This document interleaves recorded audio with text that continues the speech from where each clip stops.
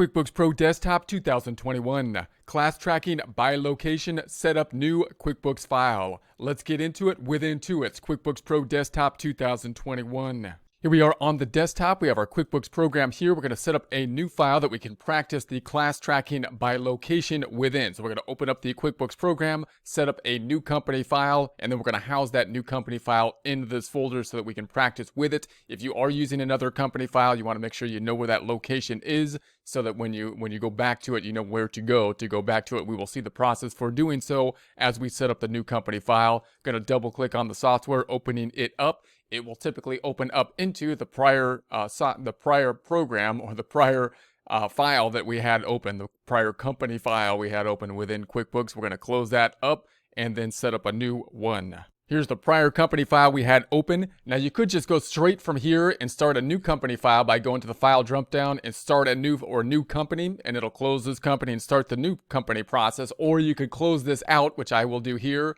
close the company. And that's going to take us into our basic normal kind of input screen before we have any company open, which looks like this. It has our prior items open that we had open recently. And if you hover over it, then it'll show you your location. So if this is actually your company file, then you probably want to hover over it, take a screenshot of that location, and then find it on your computer so you know where it's at. It should always be here in the recently looked at files because you got like 4 of them here. So you should be able to find them, but you always want to know where that company file is in case something happens to this front screen and you don't know where the file is.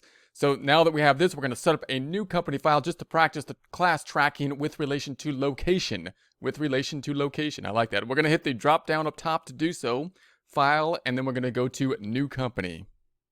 And then we're going to set up, I'm going to set for someone else so I can set up new credentials in there. And all we need is the basics, just the basics, so that we can then practice our class tracking. So I'm going to say this is class tracking for location.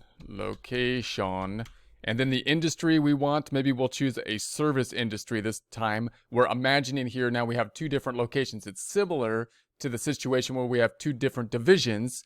2 divisions could be in 2 different locations, but really 2 divisions means we're doing 2 different kind of things. And they could be in the same location. Now we're talking 2 different locations. So for example, let's say we're a service company and we do some type of service at 2 different locations, possibly a medical type of service or something like that. And we have activities that are done in 2 different locations, want to break those 2 out.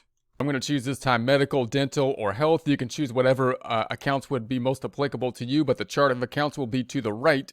And there we have it. So I'm going to say OK.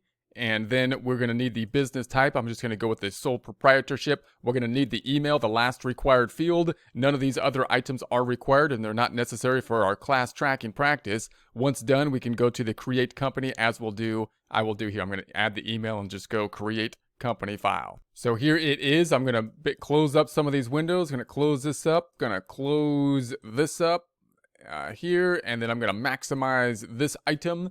I'm going to then go to the view drop down. We're going to say I want to look at the open windows typically. Now I'm going to turn on class tracking because that's going to be what we'll be practicing with here. So let's do that now. We'll go to the edit drop down, preferences. We're going to go to the accounting up top, my company preferences, and class tracking will not be on by default typically. So we're going to go ahead and check that off. We're going to have the prompt items on as well. So I'm going to say OK. Class tracking is now in effect. Now we could ask, well, where did the QuickBooks file put this company file? They just kind of put it somewhere on the computer. So I'm going to go ahead and close this, just the company file, but keep QuickBooks open. Close the company file here and keeping QuickBooks open so I can find that recently opened location. I'm going to hover over that and then I'm going to go find that file and I'm going to put it where I want to put it. And then we'll have it all organized for us as we push forward. Now this of course is the same method you could use if you had your prior company file open and you want to locate where it is, hover over it and then find it. You can then cut and paste the file to where you want it to be located as long as you're in this screen, because although QuickBooks is open, the company file is not open at this point in time. If you had the company file open, you wouldn't be able to move the company file from location to location on the desktop. So if I then minimize this screen, I've gone ahead and moved it now. So here's going to be the QuickBooks program. Here's going to be the company file. It's a QBW file. So it's a QBW file. It's similar to or analogous. This file is analogous to a Word document as compared to the Word program. And this being similar in that it's going to be the QuickBooks kind of document or data file as compared to the data program. So we can actually open this up by double clicking the QBW file, which then would open the program and the file within it.